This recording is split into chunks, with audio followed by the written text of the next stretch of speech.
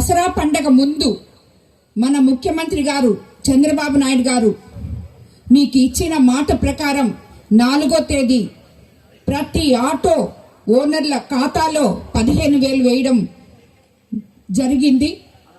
అందరికీ వచ్చాయన్నా? ఇక్కడున్న ఆటో ఓనర్లకు అందరికీ 15,000 పడడం జరిగిందా? అందరికి పడ్డాయా?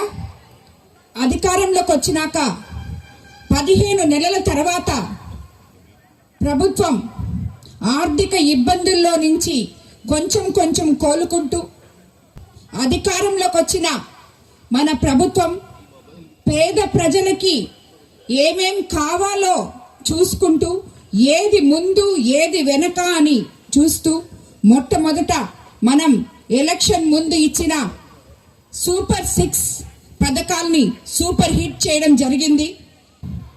ఏదైతే చెప్పామో సంక్షేమము అభివృద్ధి మేమైతే సమపాలనలో చేస్తాము